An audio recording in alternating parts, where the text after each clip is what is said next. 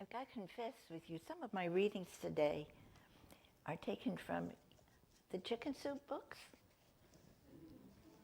You know, Canfield and stuff. I have, and these are taken from the mother's one. I have a collection of them. I have a whole, probably 3 feet of the chicken soup books. But because they're real stories from real common people. Well, there's some famous ones that add stories to them. But it makes you feel connected. A lot of those stories, I think, oh yeah, you know. Well, this one's called A Child's Vision. My child took a crayon in her little hand and started to draw as if by command. I looked on with pleasure, but couldn't foresee what the few simple lines were going to be. "What are you drawing?" I asked by and by. "I'm making a picture of God in the sky." "But nobody knows what God looks like," I sighed. "They will when I'm finished," she calmly replied. Today we're going to talk about God, maybe to expand our concepts, our images of God. We're going to talk about God as mother. Which we know God loves male and females equally. I mean, you know, we're not, but there's not a whole lot out there about God mothering. Yeah, I said over this morning over in the manse, listening to God referred to as he all the way through. Now some of it was reading, you know, they were reading what they were studying. But that's the way it is. I must admit, I was raised Christian Church, Disciples of Christ Christian Church in my formative years, and I still think of God as he occasionally. I have to correct myself, but he just giggles. I mean, you know, so. But we're going to talk a little bit about the other side that we may not think about very much. So I'll appreciate any feedback you have for me, if you had some thoughts during this, if you agreed or disagreed with me. I always love to hear what you're thinking. Now, just things here on earth. We're going to talk a little bit about the history of Mother's Day. They got started in the United States about 1906 with a lady from Philadelphia named Anna Jarvis. And she had done a memorial service for her mother in West Virginia, and they got to talking about, why don't we have a Mother's Day? You know. So in 1914, Woodrow Wilson signed into law for the second Sunday in May to be declared Mother's Day in the U.S., across the U.S. But even centuries before the Mother's Day here, the British, I like this one, the British honored their mothers on the 4th Sunday of Lent, and they called it Mothering Day. Because in the 1600s in Britain, it was a popular tradition with the giving of cakes and asking the mothers to bless the children. The ceremonial visit to the mother was known as going a mothering. So anyway, so there was a history before we got it. Today, all kinds of mother or people show up in our lives as mothers. Yes, we have the mother who birthed us, but sometimes teachers can be mothers, and mothers' friends can be our mothers. I know when I think of some fathers as being mothers, but sometimes if their spouse passes or they have the children, you know, they're trying to be mothers and fathers. I know my first husband died. There was a number of years I tried to step in and be somewhat of a father, but since especially little girls use their father as an image of the rest of the men that they meet, I thought, this isn't going to work very long. So anyway, we do our best at role playing at times into the things life gives us to do, to help us do what we're supposed to do. So today we're going to talk about Mother God, or God as a mother. Not just female, but I went through to look at some of the way the Bible talked about mothers, God as a mother. And it's hard to find because, and there's two reasons for the problem.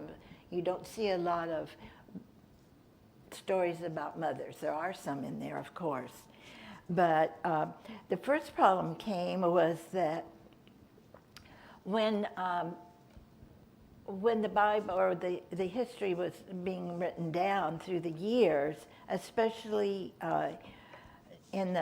when the Israelites got their land, Canaan, it was pretty much a patriarchal society, and the language is such that it has a lot of male imagery. And for some of the things that the women did, it was not, there was not words for it or language, it was just assumed type thing. So you have the language problem again, to write down things that we wish we had more insight in.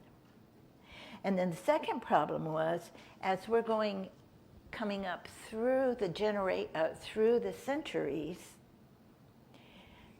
we're trying to get more inclusive, that sometimes it gets all mixed up. It doesn't come out right. Even in Bible translations from language can you imagine from culture to culture, language to language, how much things have changed? Then one of the things that have changed, they've just made it all easy and said he or him, referring to God. And now we know that isn't meant derogatory, or I don't mean anything bad about that. It's just that it's very limiting. And there's been a lot of women in the past who have dropped out. But that's one thing nice about unity. That was one of the things I loved about it. 51 years ago now I joined, is that it was inclusive without having to say it, because you could hear it in the stories, and you could hear it from the pulpit, and you could see it in the writings. It talked about God as multifaceted. So today we're going to talk about what I did find in the Bible about mothers that I could translate and project enough for you all. It does have feminine and motherhood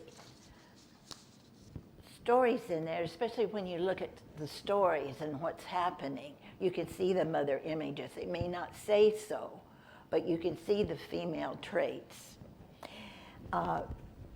One of the things I first noticed was that the mothers are emphasized when in the lineage. They don't always say who the wife is, but they'll tell you who their mother was, especially the line of kings. They'll say, King's mother was, King's mother was, King's mother was. And I looked further into that, and it said that not only did they identify the king's mother, but they would, when they would talk about her, they would put a moral judgment on the way that son reigned, such as he did right in the sight of the Lord. So-and-so's king, let's say King David, when you're talking about his mother, he would say, or he did bad in the sight of the Lord. There was always a moral judgment there. So it's there. We just got to look a little harder for it. So, and back then, families were very well organized. It's not like today where mother and dads are working and it's a whole different culture. Families were there was honor thy father and thy mother. Children were looked after and taken care of. So there was a deep regard for a family unit. You just don't see a lot of it unless it's some unusual story that comes out. I have some favorite ones on the women, but I didn't put those in today. So another thing that we notice is even with the recognizing the king's mothers, down through the centuries, Paul said when he was notified that Timothy was going to come and be his companion during some of his trips, and he said, "Oh, he'll be okay because I know his grandmother and his mother, which was Eunice and Lois, and so he accepted him because he knew the grandparents and the mother." So it was still in that culture, the importance of the lineage through the mother. Okay, one of the concepts, the images that kept coming up of God is God giving birth. I'm just going to read you some Bible quotes. Just bear with me so you know I'm telling you the truth here. Especially in Isaiah.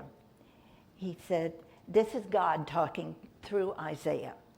For a long time I have held my peace. I have kept still and restrained myself. Now I will cry out like a woman in labor and will gasp and pant. He was mad about something. He's usually coming through Isaiah. A lot of the time, God supposedly is mad at the Israelites because they're still trying to make graven images or using some of the pagan rituals and celebrating. So he gets a lot of that. We get a little more of the emotion in Isaiah's writing. But then he'll go on and say, but I will lead the blind by the road they do not know. My paths they have not known, but I will guide them. I will turn the darkness before them into light, the rough places into level ground. These things I will do, and I will not forsake them. Bringing in that loving compassion for the people he's mad at. I thought at times, I can remember when I'd get disgusted at something my daughter did, but we'd work it out, it'd all be okay. And it's that love, God's love coming through, or that compassion. You can't stay there with people you love and care about. God's the same way with us. We may be mad at ourselves, He won't let us stay there. Acts. Paul says, again, from one ancestor, he made all nations to inhabit the whole earth. He allotted the times of their existence and the boundaries and the places they would live. For in him we live and move and have our being. Now we've heard that before. Paul pictures the entire human race, people, all colors, all religions, all politics, all economic systems as living, moving, and existing within the cosmic womb. We come from the same place. We are out of the same God stuff. We just deliver it differently. And Jesus said, what is born of the flesh is flesh. What is born of the Spirit is spirit. To be born of the flesh is to emerge from a human mother. To be born of the Spirit is to emerge from the divine mother. Being born from Spirit of God is within us. Okay. There are also images of Mother God as feeding us and nourishing us as a mother feeds her baby. In 1 Peter 2, chapter 2, rid yourself of all the malice, guile, insincerity, envy, and all slander. Like newborn infants, long for the pure milk, so that by it you may grow into salvation, if indeed you have tasted that the Lord is good. Don't you sometimes hunger and thirst to feel that love, or to feel relief from God, or just, help me, help me, Lord, help me. But it's a form of nourishment when we can feel that release and growth. Not only that, there were some other images about God as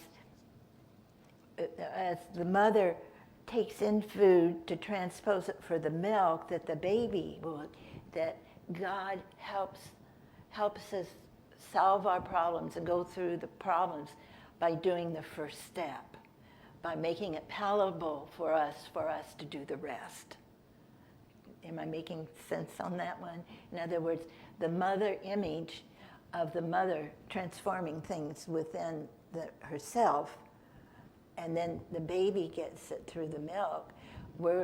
God's doing the same thing for us. He's helping transpose things so that we can get nourishment from this issue or this situation, and grow and develop and expand our thoughts. Okay, now there are more examples of these, but I wanted to give you some of the real things. And then, but the authors also use animals as mother images. There is the mother bear, that get fighting angry and mad when her cubs are disturbed or taken away or killed. There's nothing, they say, fiercer than a mother bear, because they'll tear you apart. And that's what a lot of the people back then, that was the thing they feared the most. So mother bear became an image. God, and it's used a lot when God's mad. Again, the Israelites were not following the law like he'd like them to. And so they used the mother bear. But there was another comment about the mother bear. Where am I now here? Is also, the bear is associated with Ursa Major. Those of you into astrology or the stars, because the constellation never sets, and that the bear is always watches, is always the watchfulness. So that was the other issue with Mother Bear. Okay, now we get into the fun ones. An eagle, did you know the eagle symbol is the mother eagle in the Bible? Because here's from Deuteronomy. As an eagle stirs up her nest and hovers over her young, as it spreads its wings to take them up and bear them aloft on pinions, she teaches them to fly. She'll throw them off and then catch them. The mother eagle. Also, just like God teaches us, sometimes I think some of the things we get into is because we're ready for them, the things that are tough. We're ready to take the next step, that next bit of wisdom. And then it's also God, I bear you up on eagle's wings to bring you to myself. Can you not see a mother doing that, teaching and want you to come home?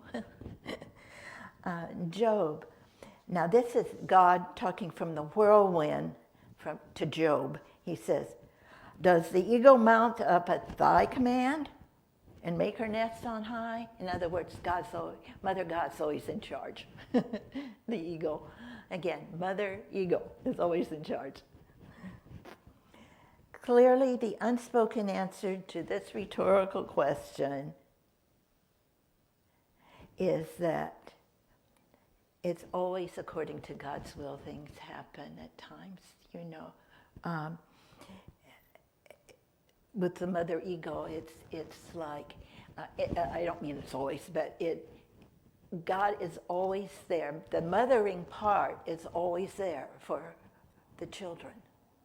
It's for her offspring. You don't turn that off. It's always there. Not that dads are different, but the mothers are there.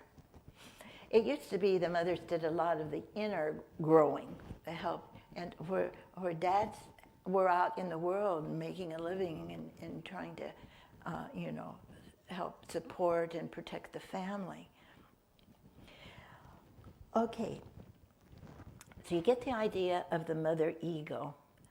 There is also another winged creature that is like, it's the ego, but also has feathers. It's called the mother hen. God is mother hen. Do you remember some of those references? Jesus' teaching in Matthew, it's also in Luke, it's the same verse. Jerusalem is the city that kills the prophets and stones those who are sent to it. How often have I desired to gather your children together as hens gather her brood under her wing, and you were not willing. He was mad again. But the difference between God as hen and God as ego, it's the difference between an intimate cuddling and a dynamic empowerment. Yeah, I know you all know which is which. We need both. The same God who is mother ego that shoves us out of the nest and teaches us to fly and feed ourselves is also at other times the mother hen clucking for us to relax and come within the security of her loving wings. Have you, some of you, when I was younger, I was able to visit my uncle's farms a lot. And those little chicks that just make a little noise, and he just all come running, and she wraps those arms around her. You know, it talked about that a lot of times we need the darkness. They talked about the darkness of being in a chicken house. Our chickens were free range, and they had a place to go for shelter and everything, but it wasn't necessarily dark. But that's what we need when we're frightened or we're tired. We need to have that soft wings around us in a secure environment. That's Mother God. That's Mother God. I'd like to close with a reading from, this was from The Divine Feminine by Virginia Ramey Melancott, who did a lot of research, and some of the references that I got from her in today's talk. When Israel camped in Sinai, then Moses heard from God, "This message tells the people, and give them this my word. From Egypt I was with you and carried on my wing the whole of your great nation from slavery I did bring. Just as a mother eagle who helps her young to fly, I am a mother to you, your needs I will supply.